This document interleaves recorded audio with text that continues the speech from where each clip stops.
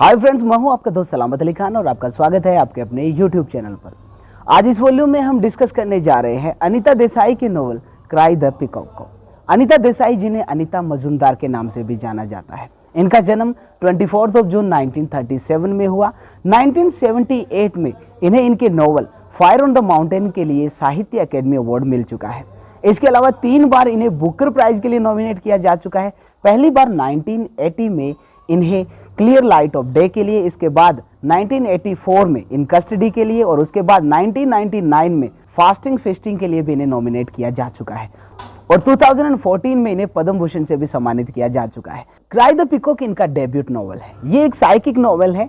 कहने का मतलब ये मेंटल फैसेट से रिलेट है, न कि ये फिजिकल फैसेट से। कहने का मतलब मानसिक पहलुओं को ये उजागर करता है, न कि शारीरिक पहलुओं को।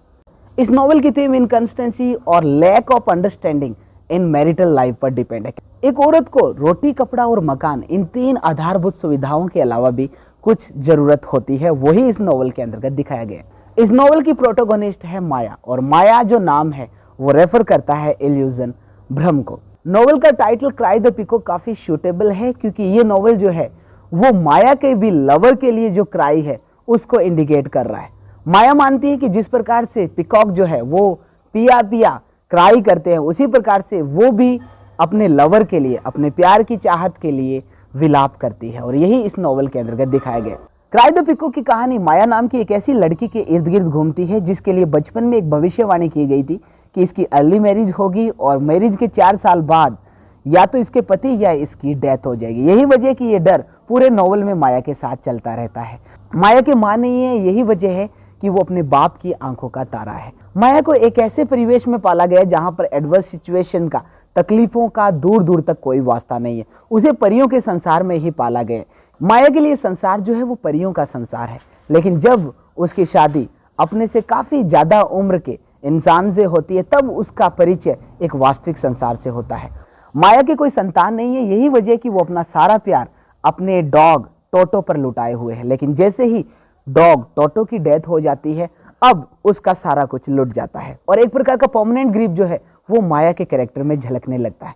माया के लिए डॉग की डेथ कोई एक सामान्य डॉग की डेथ नहीं है, बल्कि डॉग के रूप में उसने एक मनुष्य को खो दिया है जिससे उसे काफी लगाव था। माया अक्सर फील करती है कि उसके बिजीस्ट हस्बैंड के द्वारा उसे लगातार इग्नोर किया जा रहा है और उससे प्यार नहीं किया जा रहा है। यही वजह कि जब भी वो पीकॉक की क्राई पिया पिया सुनती है तो उसे लगता है कि ये जो क्राई है वो उसके लिए है, ये क्राई जो है उसकी खुद की क्राई है, क्योंकि वो भी लव के लिए क्राई कर रही है, लवर के लिए क्राई कर रही है, और ये लव आखिरकार अनफुलफिल्ड ही रह जाता है। पूरे नॉवल में माया को यही डर सताता रहता है कि अब उसकी शादी को 4 साल हो गए, अब उन दोनों में से किसी की डेथ होनी है।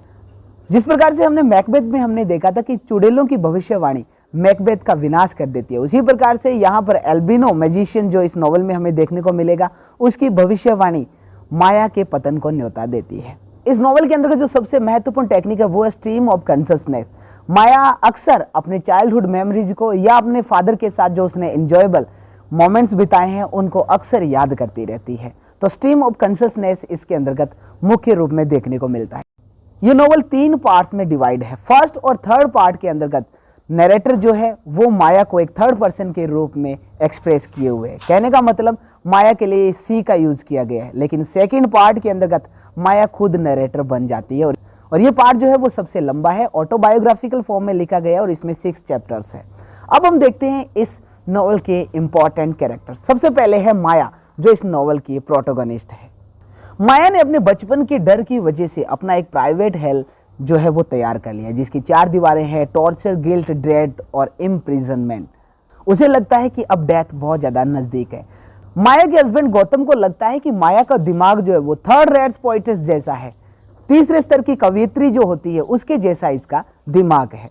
माया की मैरिड लाइफ अनसक्सेसफुल है। ऐसा नहीं है कि गौतम उसके हस्बैंड के द्वारा उस पर अत्याचार किया जाता है, बल्कि वो अपने ही डर की वजह से मानसिक संतुलन खोए हुए रहती है। माया का अपने फादर के साथ इतना गहरा लगाव है कि हर किसी में वो अपना फादर ढूंढना चाहती है, हर किसी में वो सेम अटेंशन चाहती है जो उसे अपने फादर से मिला है। यही वजह वो कहती है कि मुझे मेरे फादर जितना कोई प्यार नहीं कर सकता। वो अक्सर गौतम से शिकायत करती है कि गौतम उसको टाइम नहीं देता है, गौतम उससे प्यार नहीं करता है, गौतम नहीं समझ रहा कि माया के लिए प्यार जो है वो कितना महत्वपूर्ण है। माया की कोई संतान नहीं है, यही वजह कि अपना सारा प्यार वो अपने पेट डॉग टोटो पे लुटाए हुए हैं। लेकिन जैसे ही टोटो की डेथ हो जाती है, एक परमानेंट ग्रिप जो है वो जकड़ लेता है माया को। माया को पेट्स का काफ़ी शौक है, यही वजह है कि टोटो की डेथ के बाद गौतम उसे एक कैट भी गिफ्ट करता है। जब भी माया का दिमाग ज़्यादा विचलित हो जाता है तो वो हमेशा गीता की जो फ्रेजेज होती है वो दोहराव करती है। माया अक्सर नाइटमेयर देखती रहती है जिसमें उसे डेजर्ट, रेड्स, लिजर्ड्स इनके सपने आते रहते हैं और उसे लगता है कि ये डेथ के एजेंट हैं। दूसरा कैरेक्टर है माया का हस्बैंड गौतम। माया को एक अटैचमेंट कैरेक्टर के रूप में देखा जा सकता है तो गौतम उसके विपरीत पूरी तरीके से डिटैचमेंट का प्रतीक है। गौतम जो है वो माया के फादर राय साहब का असिस्टेंट था और अक्सर प्रोफेशनल कोई भी जानकारी लेने के लिए वो माया के घर अपनी साइकिल पे आया करता था। अक्सर कोर्ट केसेस में अपनी बुक्स में उलझा रहता है, यही वजह है कि वो फैमिली को टाइम नहीं दे पाता, माया को टाइम नहीं दे पाता। जब भी वो काम करने लगता है तो ऐसे लगता है सर्जन नाइफ की तरह वो काम करता है। गौतम को लगता है कि माया का अपने फादर के प्रति लगाव इतना ज़्यादा है कि उसने शादी भी अपने से बहुत ज़्यादा उम्र के आदमी से की है। गौतम की डिटैचमेंट की जो फिलॉसफी है वो काफ़ी अलग है। उसे लगता है कि आदमी को संसार के साथ वैसा ही वास्ता रखना चाहिए जैसा लिली का वाटर के साथ है। भले ही इसकी जड़ें जो है वो पानी के अंदर हो, लेकिन इसका जो ऊपर का तना जो है वो हमेशा पानी से बाहर रहता है। कहने का मतलब आप संसार के साथ रहकर भी उससे अलगाव रखो। ये है गौतम की फिलॉसफी। गौतम का मानना है कि भागवत गीता है वो भी डिटैचमेंट का ही पाठ पढ़ाती है, वो किसी ट्रेडिशन में बिलीव नहीं करती है।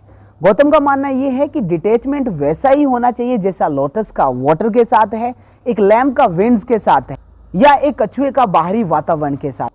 माया के लिए गौतम एक सन्यासी की तरह है जो बोह ट्री के नीचे बैठा हुआ शेर की खाल पर बैठा है। इतना तनुक मिजाजी है कि वो धरती के साथ कांटेक्ट भी नहीं करना चाहता। दूसरी ओर गौतम की फिलॉसफी ये, उसे लगता है कि जो हमारे आसपास के ऑब्जेक्ट्स है उनके प्रति इतना ध्यान देने से हमें अटैचमेंट पैदा होता है और अटैचमेंट की वजह से हमें लॉन्गिंग, चाहत का जन्म होता है। चाहत गुस्से को जन्म देती है और गुस्सा जो है वो भ्रम को जन्म देता है और भ्रम की वजह से मेमोरी लॉस हो जाता है। यही वजह है कि हम किसी में विभेदीकरण नहीं कर पाते और जब विभेदीकरण नहीं कर पाते इसका मतलब मनुष्य का पतन हो जाता है, उसका विनाश हो जाता है। गौतम का उर्दू शायरी में काफ़ी इंटरेस्ट है। जब भी माया अपसेट होती है तो वो उसे उर्दू शायरी सुनाया करता है। ये है गौतम का कैरेक्टर। अब हम देखते हैं इस नॉवल के अंदर गौतम और माया की अंडरस्टैंडिंग में किस प्रकार से कॉन्ट्रास्ट दिखाया गया है। माया को एक अटैचमेंट की इमेज के रूप में प्रस्तुत किया गया है तो दूसरी ओर गौतम को डिटैचमेंट की इमेज के रूप में प्रस्तुत किया गया है। माया को लगता है कि गौतम एक गद्दार है, धोखेबाज है, उसने उसे धोखा दिया है। तो दूसरी ओर गौतम उसे एक स्पॉइल्ड बेबी, न्यूरोटिक और एक एक्सीडेंटल कहता है जिसे उसके फादर के लाड प्यार ने काफ़ी बिगाड़ दिया है। लेकिन कभी कभी जब गौतम अपना सॉफ्ट नेचर शो करता है तो माया को लगता है कि गौतम ही उसका प्रोटेक्टर और उसका गार्डियन है। माया सोचती है कि क्यों कोर्ट के अंतर्गत सारे केसेस जो है प्रॉपर्टी और मनी के लिए ही होते, क्यों कोई केस जो है वो प्यार के लिए नहीं किया जाता। जब भी दोनों के बीच तर्क वितर्क चलता है तो माया यह कह के ही खत्म करती है कि तुम मुझे कभी नहीं समझोगे, तुम मुझे समझते ही नहीं हो। तीसरा कैरेक्टर है एल्बिनो मजिशियन जो माया के जीवन में उथल फुथल ला के छोड़ देता है। हालांकि ये मजिशियन नहीं है लेकिन माया ने इसके रंग रूप को देखकर इसे मजिशियन नाम दिया है।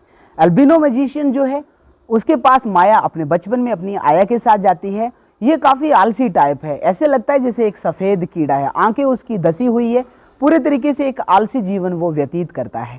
माया के लिए वो भविष्यवाणी ये करता है कि इसकी अर्ली मैरिज होगी, शादी के 4 साल बाद या माया या इसके हस्बैंड की डेथ होगी और डेथ का कारण कोई अननेचुरल ही होगा। नेक्स्ट कैरेक्टर है मायाज फादर।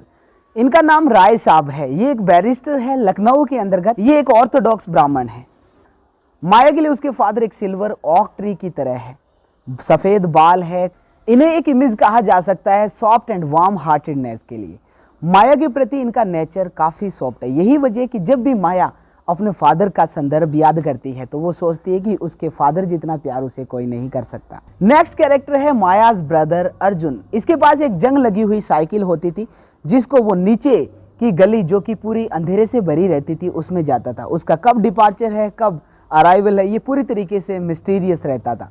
माया के विपरीत ये एक वाइल्ड बर्ड की तरह है जो स्वतंत्रता पसंद करता है। 22 साल की उम्र में ये घर छोड़कर चला जाता है। इसके फादर इसे बेदखल कर देते हैं। इसका बाद में लेटर आता है न्यूयॉर्क से, जो वो बताता है कि वो कैनिंग फैक्ट्री में अब काम कर रहा है और निग्रो के लिए वहां पर लड़ भी रहा है। अब हम बात करते हैं गौतम की फैमिली के बारे में। गौतम की फैमिली के अंतर्गत सारे के सारे लोग जो है वो पॉलिटिक्स के बारे में, ट्रेड के बारे में, भ्रष्टाचार के बारे में, किस प्रकार से किसी राइटर्स ने निंदनीय लेख लिख दिया उसके बारे में, देशों के बीच संधि समझौते हुए, इनके बारे में ही डिस्कस करते रहते हैं। सबसे पहले हम देखते हैं गौतम्स मदर। गौतम की माँ काफ़ी व्यस्त लेडी है। ये एक शिशु सदन चलाती है, इसके अलावा डिस्पेंसरी चलाती है और एक वर्कशॉप चलाती है डिसेबल्ड के लिए, अनएम्प्लॉयड के लिए। इसकी बहुत सारी संतानें हैं, जिसमें 2 तो अभी भी स्टूडेंट्स हैं, इसमें से कुछ टीचर्स है, साइंटिस्ट है, जर्नलिस्ट है।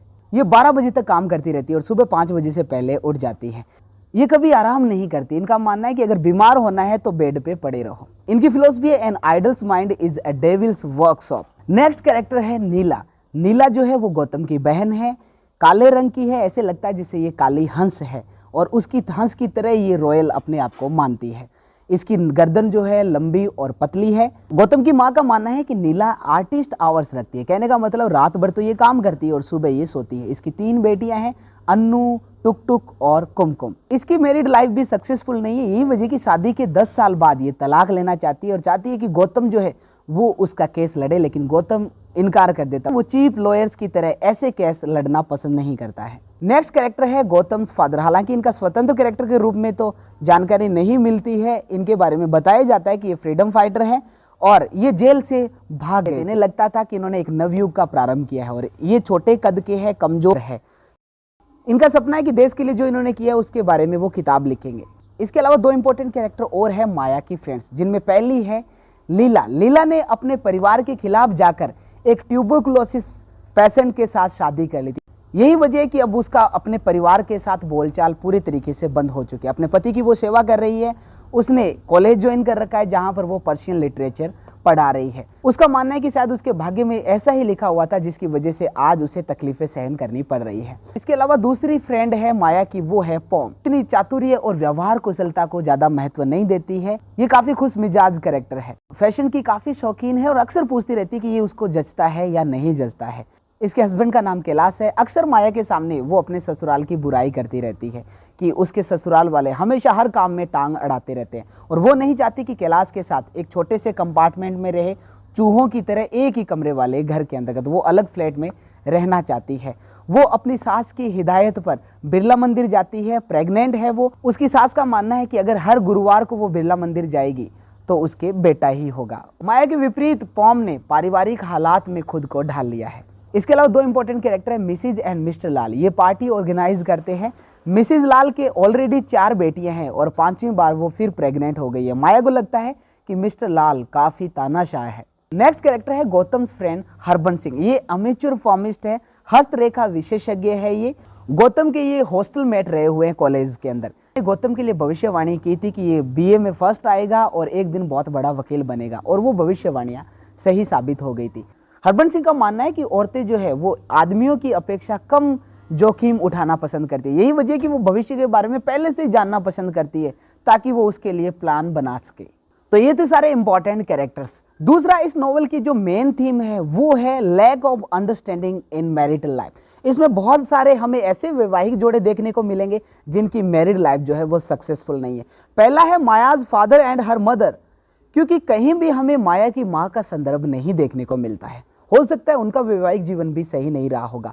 दूसरा, माया और गौतम के बीच भी अंडरस्टैंडिंग की कमी है। यही वजह कि उनमें अक्सर तर्क वितर्क होता रहता है और माया की हमेशा शिकायत रहती है कि गौतम उससे प्यार नहीं करता है। नेक्स्ट कपल जिनमें दाम्पत्य जीवन इतना सुखद नहीं है वो है गौतम की बहन नीला। यही वजह है कि शादी के 10 साल बाद भी वो तलाक लेना चाहती है। इसके अलावा मिसिज लाल और मिस्टर लाल का भी वैवाहिक जीवन सफल देखने को नहीं मिलता है। मिसिज लाल मिस्टर लाल को अपॉर्चुनिस्ट कहती है। इसके अलावा माया की फ्रेंड लीला जो है वो भी दाम्पत्य जीवन में काफी तकलीफें भुगत रही है। एक ट्यूबरकुलोसिस पेशेंट के साथ उसने शादी तो कर ली है लेकिन वो भी अब सुखी नहीं है। दूसरी ओर पॉम जो है वो भी चाहती है कि वो कैलाश के साथ बाहर कहीं शिफ्ट हो जाए, अपने ससुराल वालों के साथ वो रहना नहीं पसंद करती है। इसके अलावा हमें एक कैरेक्टर और देखने को मिलता है जिसमें कोई सप्रू नाम का जो व्यक्ति है उसकी वाइफ जो है वो राइब साहब के साथ उसकी शिकायत करती है कि अब उसके साथ एक पल भर भी नहीं रह सकती, उसे रेलवे टिकट उपलब्ध करवा दिया जाए और अब वो उससे सारे नाते जो है वो तोड़ना चाहती है। तो इस प्रकार से देखा हमने क्राई द पीकॉक के अंतर्गत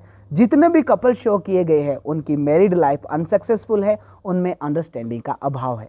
तो इस प्रकार से ये थी सारी इंपॉर्टेंट जानकारियां क्राई द पीकॉक के अंतर्गत। कल हम देखते हैं इसका फर्स्ट पार्ट और बहुत सारी इंपॉर्टेंट जानकारियां। तो अगर आप स्कूल लेक्चर का पेड कोर्स ज्वाइन करना चाहते हैं तो आज ही इस ऐप को इंस्टॉल कर लीजिए ताकि आप सारे के सारे वीडियोज अच्छे तरीके से देख पाएं। तो मिलते हैं कल इसके नेक्स्ट पार्ट के साथ, तब तक के लिए दीजिए इजाजत। शब्बा खैर।